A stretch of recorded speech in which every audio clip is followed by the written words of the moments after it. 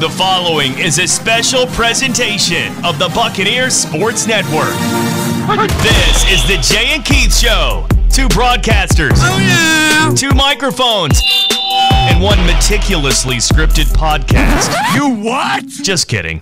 Get it, J.K.? You get it. That's what I thought was so funny. It's not funny. Alongside Keith Brake, here's the voice of the Bucs, Jay Sandos. It's a Monday. Something happened today. What happened today?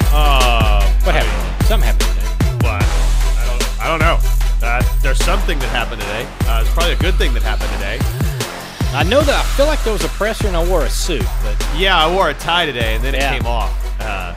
Oh, yeah, we hired a men's basketball that's coach. what it was. I knew it was something, and people acted like a bunch of savages. I don't know what was going on there. It was crazy. Yeah. It's a madhouse.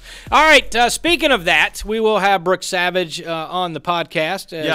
He laid out his core values, and I tried to dabo it, and he hammered me on it. So very quietly, but he hammered me on it. I can't wait to hear that interaction. It's things that I love to hear about. Immediate for a guy that somebody I didn't know. I didn't know him from Adam. Huge 2 thumbs up from me. Great guy, awesome to work with so far, and really excited to get in there and get to work with the new men's basketball coach at ETSU.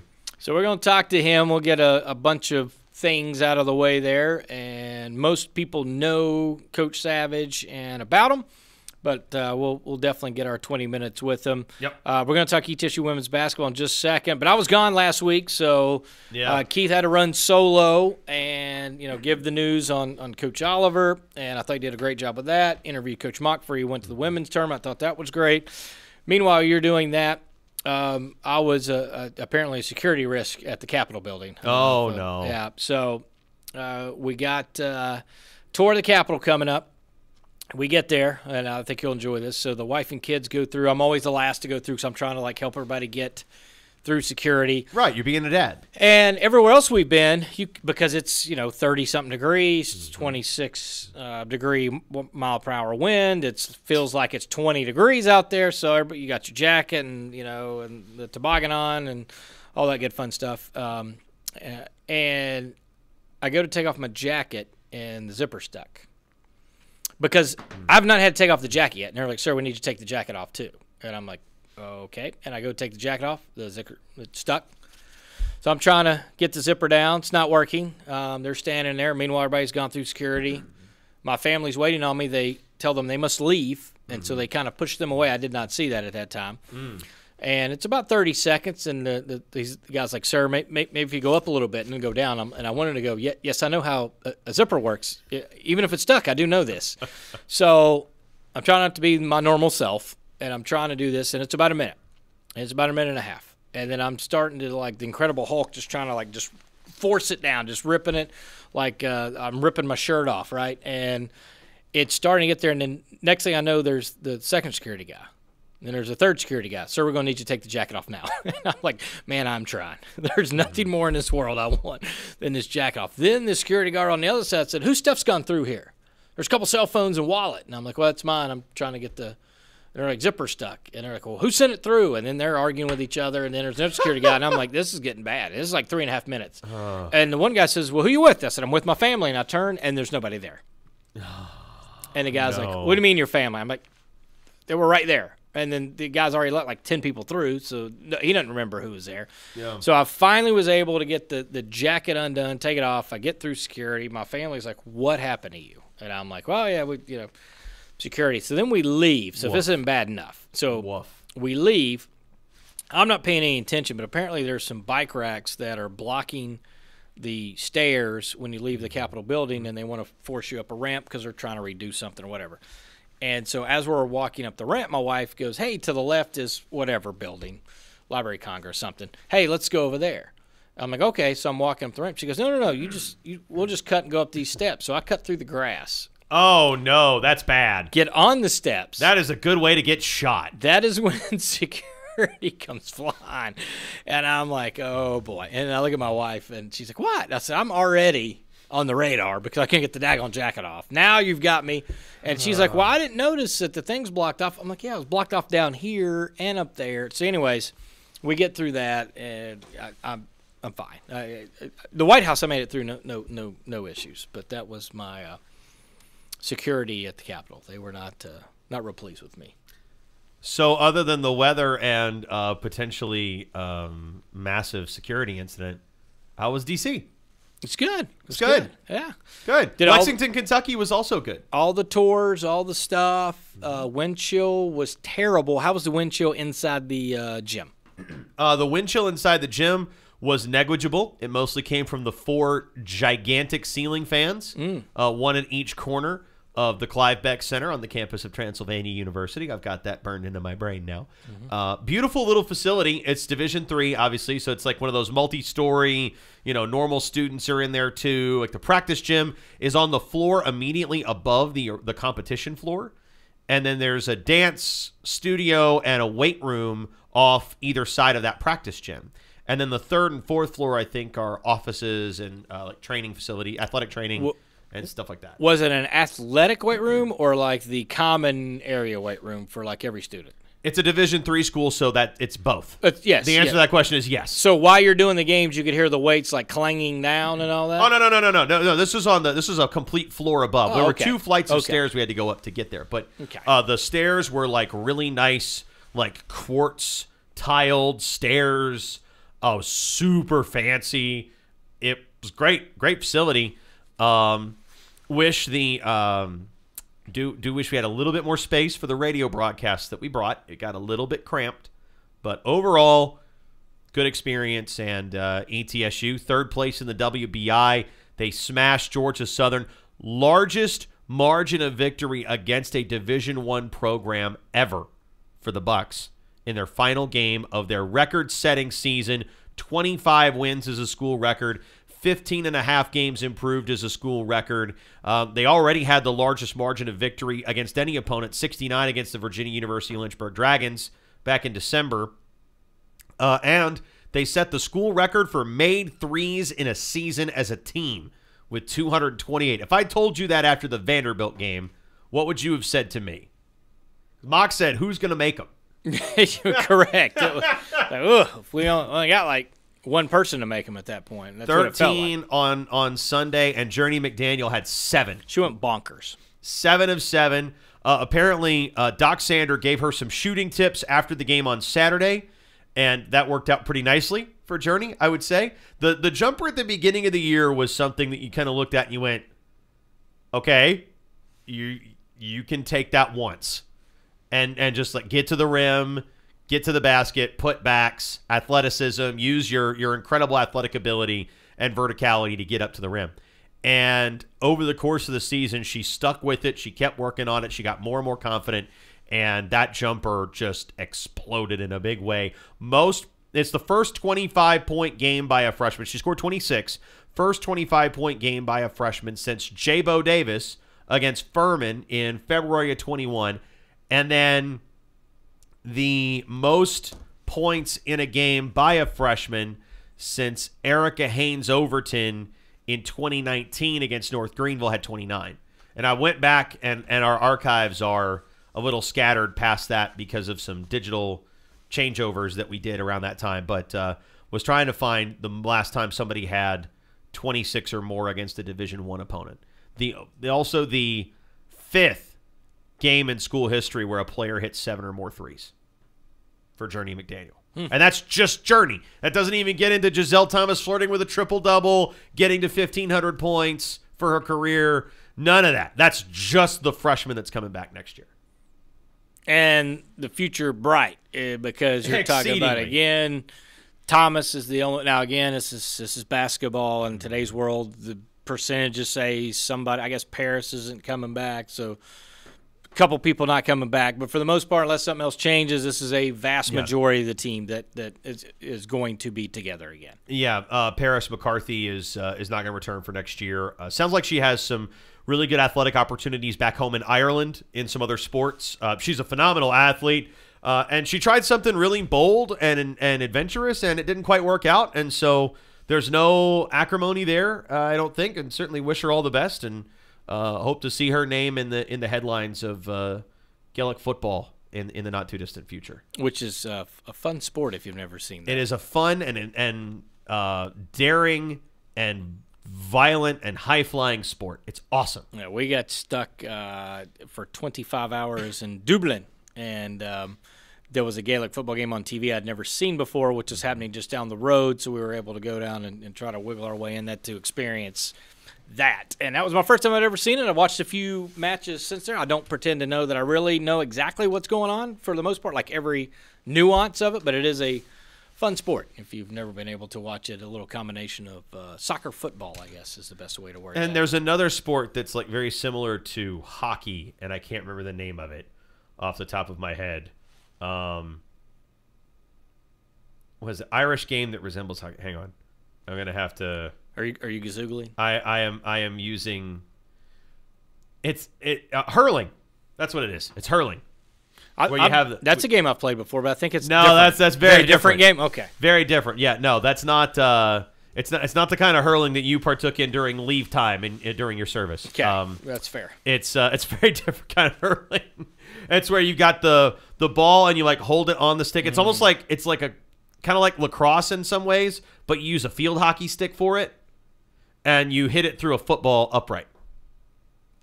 I like it. It's really cool. All right. Ireland is awesome, man. Yeah, if it was only warmer. If it was a little bit warmer. But also, ETSU will be hiring a third assistant. Trinice Fox had to step away from the program in February.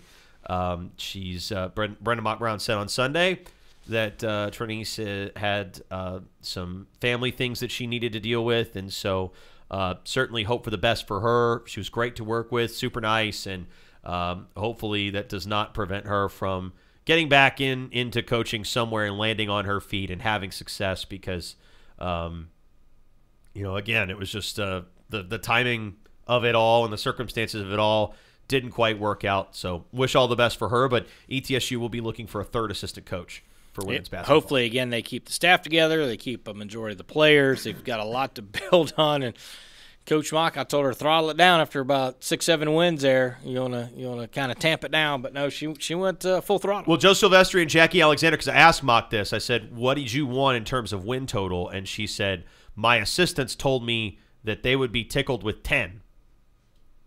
And I think they had that, about Thanksgiving?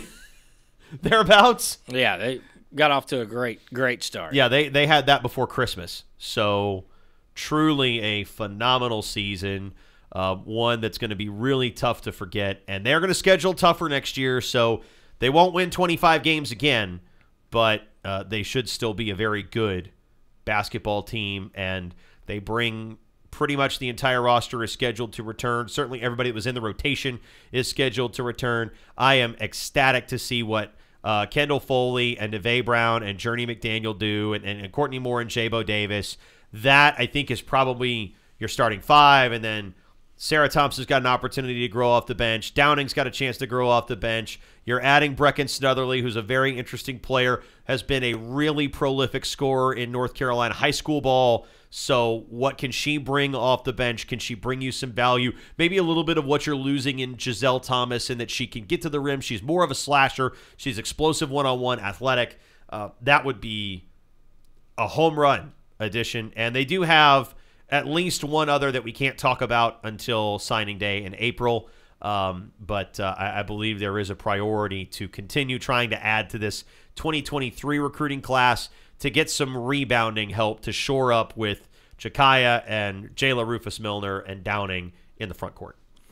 So how about some Wednesday? Let's come back Wednesday. Let's do a full, because I didn't get to do any Portal Watch with you. I love Portal Watch. We'll do some Portal Watch. We'll do a little Say What. We'll do some stuff on Wednesday, maybe catch up on some spring sports as well. So we'll do that on Wednesday's show, but very tight window here for Brooks Savage, and it appears we're up for our 20 minutes with him. Yeah, let's do it.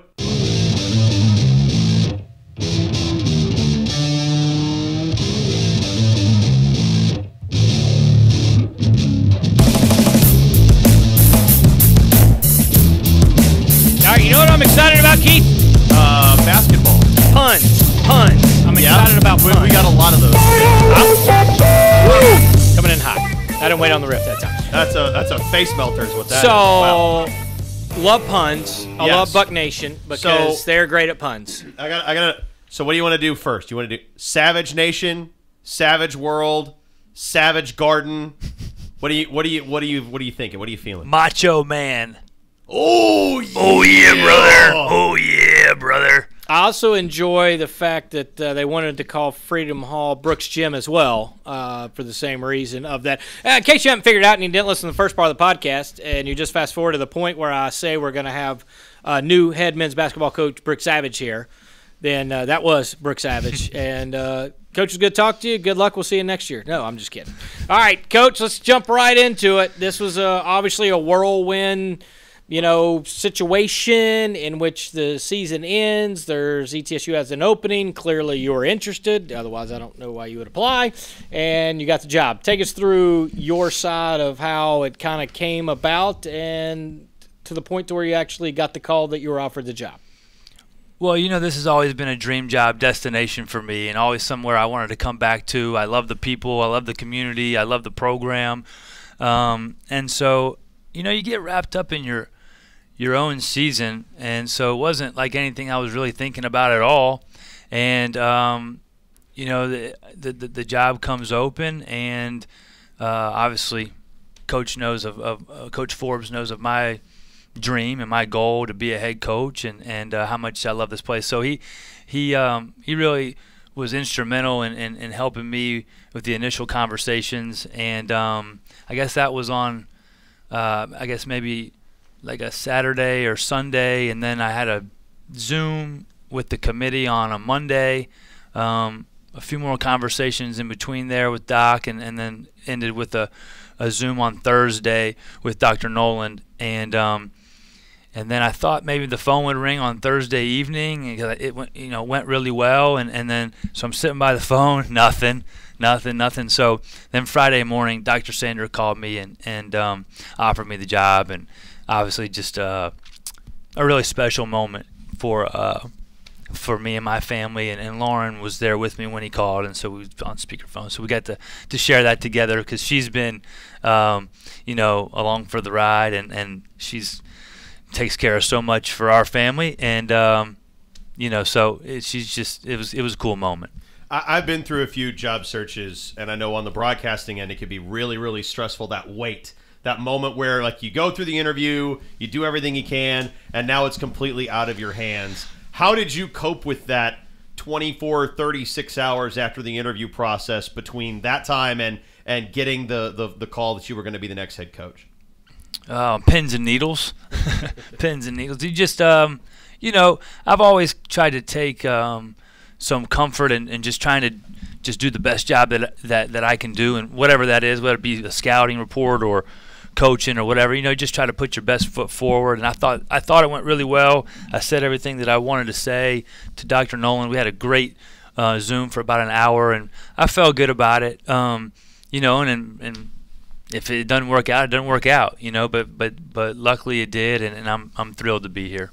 So what drew you back? What was it about ETSU that made this a dream destination type job for you? Yeah, I've always wanted to be a head coach, but not just anywhere. And this place checks all the boxes for me. Outside of the storied tradition and the facilities and my previous time here and the community and all that stuff, right? The opportunity to coach high-level players, it really comes down to the people and who you want to work with. And I've been a lot of places.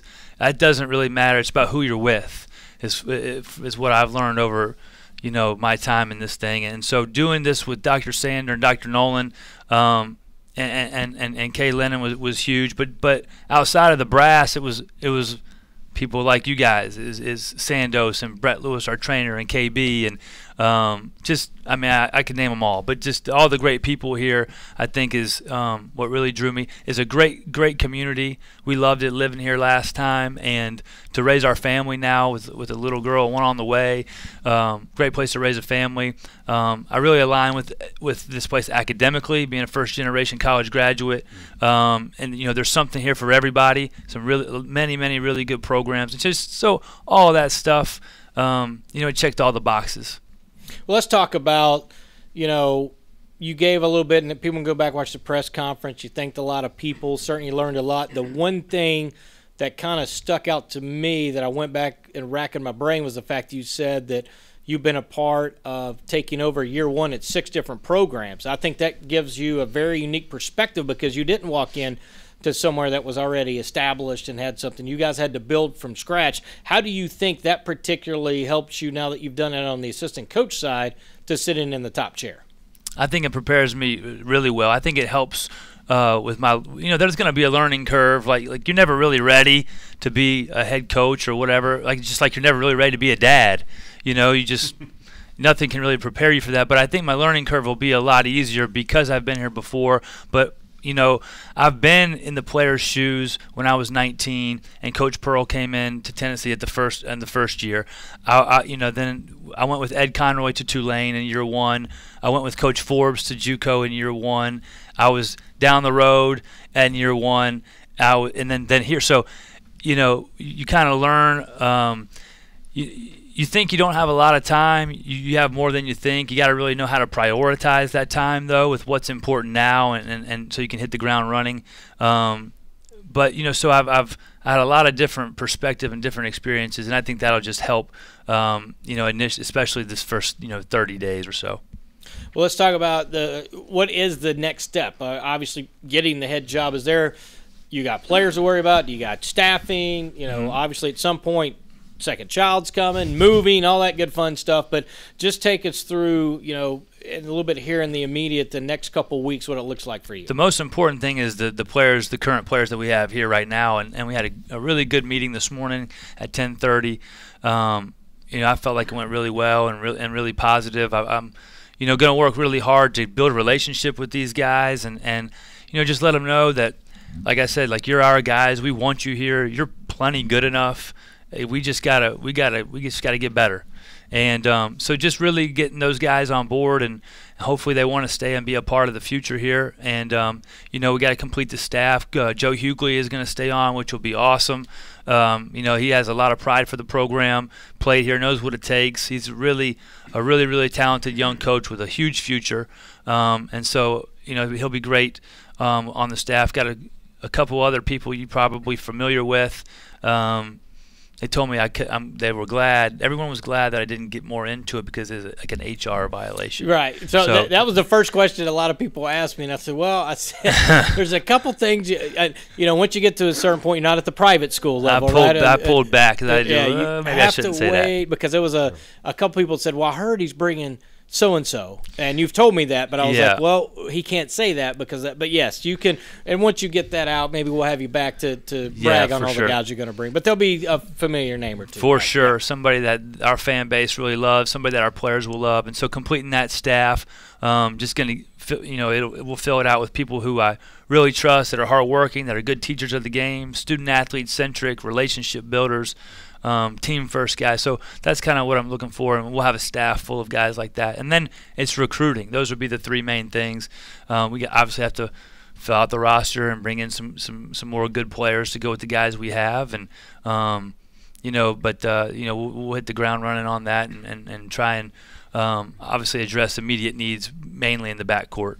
Yeah, in the press conference you talked about tape, toughness, attitude, passion, effort, and I love that because it's all of those things are controllable. How much is year one just about getting guys on the same page about the things that they can control? Yeah, I mean that's the biggest thing. I think that the core values, I've wrestled with these for years, trying to find what's authentic to me, and I finally settled on that. And you search for all these words that people like to put on the wall. And on a T-shirt, and if you got to put them, if you got to put it on a T-shirt, then you ain't really about it. Mm-hmm. And so, we wanted to be authentic to what we want to do, and toughness, passion, attitude, and effort, have been kind of constants in my life. And so, as the leader and the head coach, I have to be able to live those out every day for them to mean something. And so that was important. But yeah, it's just.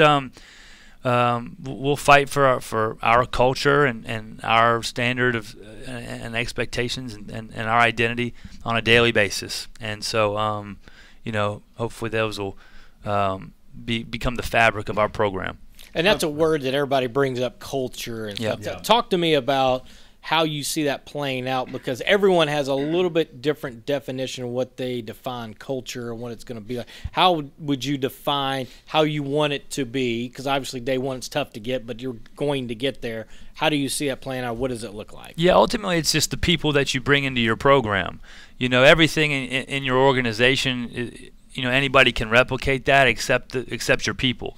And so we want to attract great coaches and high character, really, you know, talented, you know, student athletes. And so it's about acquiring and developing talent. And ultimately, the people you bring into your program becomes your culture.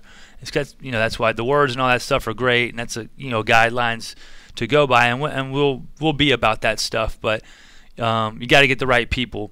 And you know, like I said, that was one thing that attracted me about coming back, was all the great people here, the other great coaches, the great administrators, you know, from top to bottom. And so, yeah, culture is a very probably overused word, but for us, it would be the quality of our people. Is it going to be tough for you when you walk upstairs into your office to not, you know, turn to the wrong office and realize you're in the big office? How long, or will it just one time, or you think at some point just you'll randomly walk in and you look and a coach is staring at you and you're like, you know what?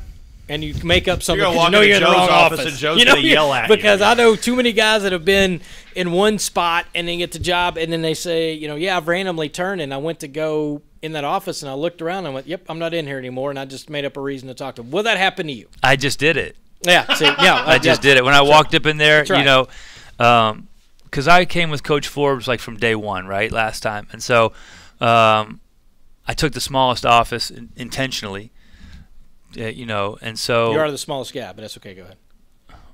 I'm not the smallest guy. Weight-wise, you were. Yes. Yes, okay. All right, sorry. But I took there's the one right there on the right, so I walked in and I just kind of popped that door open just for old time's sake, but I won't be going back in there. But yeah, it was cool. Coaches, you know, the big office is arranged differently than it was when Coach Forbes was here, and I may move it back as pay homage to Coach and move it back how he had it, but we'll see. That's far down the list. You told a great story today about the first time you met Steve Forbes and the U-Haul full of scouting reports and preseason magazines. And what has Steve meant to you, not just professionally, but as a person? Trying to make me cry. Maybe a little bit. Yeah, but not you know, it's our Roy Firestone segment of the show. Brought to you by Food City. Value every day. No, Coach has been instrumental in my life. I left home at 18, and you know, so him and Janetta and Liz and Christopher and Jonathan, I mean, that's been like my family, you know, for much of my adult life. And, you know, just can't say enough about how he's mentored me and helped me develop as a coach and become a better person. And, you know, Coach is honest. He's honest.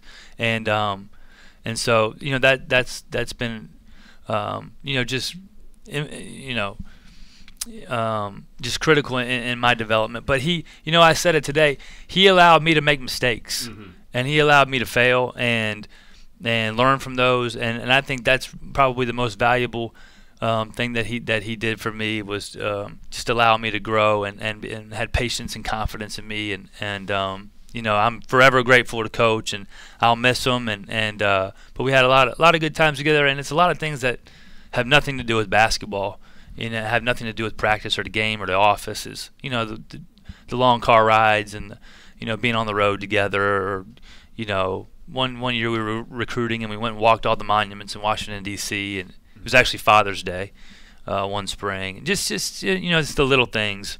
You know, I'll miss him yelling at me from 4 offices down to come in there and you know, all that sort of stuff. And but you know, he's just been influential in my life. When I think you're young, you know, when you're in college or you're in high school and things, people tell you find a mentor, right? That's a big way to become successful and achieve your goals, and I couldn't have had a better one. Well, let's talk about, you've mentioned Coach, and we know a lot about Coach Forbes. What have you taken from another head coach you've worked with that you have always kept and wanted to maybe implement something other than what you've taken. Sure, yeah. Something. I mean, I've tried to take something from all of them. Coach Buzz Peterson hired me as hired as a loosely term, but I was let me be a freshman manager, and I just remember that was his last season at UT, and I just remember how he handled all that with such grace, and is an unbelievable person, and someone that I still lean on to this day, and but he was just everybody liked him, and I think that was important, and BP was master motivator, just forever an underdog, and so you learn some things there about getting your team ready to play and motivating, and then just a brilliant coach with an unbelievable offensive mind. Probably a lot of my basketball philosophy and kind of how I came from not only Coach Forbes but Coach Pearl, and on down the list. Coach Ed Conroy at Citadel really taught me how to work. That was a challenging year for me, but he really taught me how to get into the film and work. But I've learned as much from those head coaches but as much from the other assistant coaches I've worked with too. Matt Woodley was influential in helping me develop myself over the last 3 years. Because he's been a head coach at pro level, and Coach Shea, I've learned a lot from him, and BJ Mackey, and just all of them. I think they all have an influence on you. So it's been very fortunate to work with great people. Have you talked to Ed Conroy yet since you got the job? And is it kind of surreal that you're going to be coaching against him now? Yeah, I called every one of the head coaches and thanked them for believing in me when they didn't have to, and giving me an opportunity to live my dream. And so yeah, I talked to Coach Conroy, and I don't look forward to going down there and playing them because I think he's a fantastic coach, and they always make it tough on you. Hopefully, Jordan can have another 40 ball, and when we go down there. But yeah, he was great.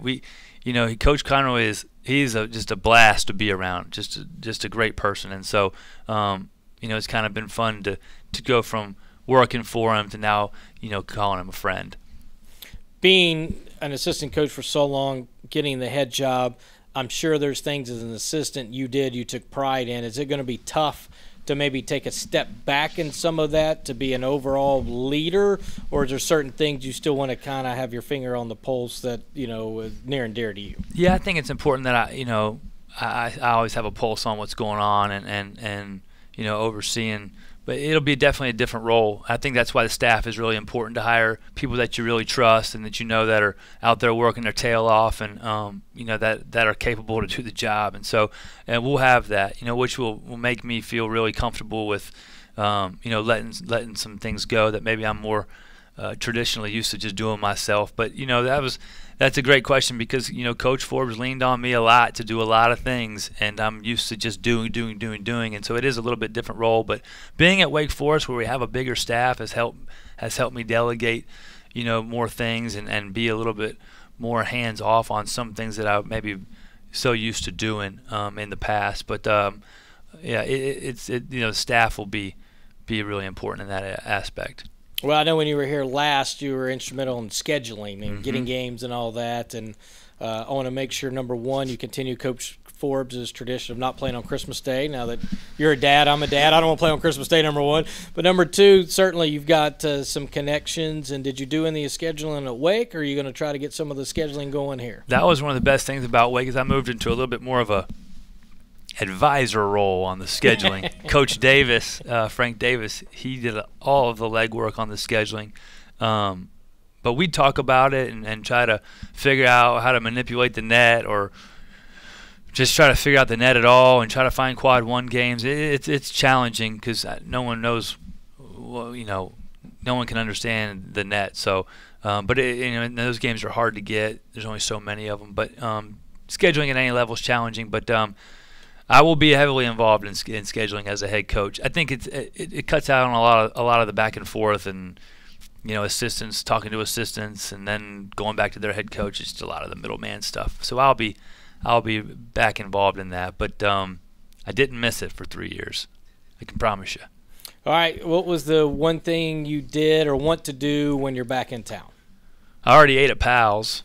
That was the first stop.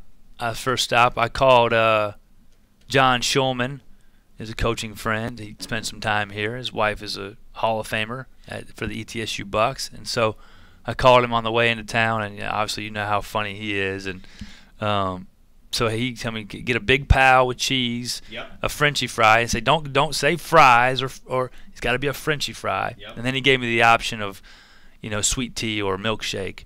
So he directed my steps there. I didn't need any help, but that was how that happened. Was it a sweet tea add peachy, or did you do anything to it? Or? I haven't gone. I didn't go that. I think I got soda. Okay. I don't remember, but I crushed it. I always go Dr. Enough add raspberry. I think I got Yeah. That's a good one. I like that one. That's a good one. But I crushed it, so it was good. Yeah, Shulman's one of those guys where it's amazing where you really love a guy and then you don't pay attention to him for a while, and then all of a sudden he's a good guy again when he's not wearing the other colors. So. That's right. That's right. And for the fans that know, they know what I'm talking about. That's right. For the ones they don't, they probably can figure it out in the context. And we don't have to chat about any of that. I mean, right? Johnny Damon and Roger Clemens played for the Yankees and the Red Sox. I mean, it can be done. It can be done. I mean, it can. It can. Yeah. I mean, I'm just saying in my world it can. I don't know about anybody else's work. So, all right, well, we'll let you go. It's a busy day, first day on the job. You got a lot of responsibilities to do. And first of all, congratulations. It's good to have you back. It'd be great to have you on the Coaches Show and get to know you that way. And we can't wait till we get a staff. We'll bring you back when we get the staff. And once we get all your players in, we'll be able to talk about that and get Buck Nation excited for ETSU basketball. Awesome. Great to be back. I appreciate you having me, and look forward to many more of these. So go Bucks.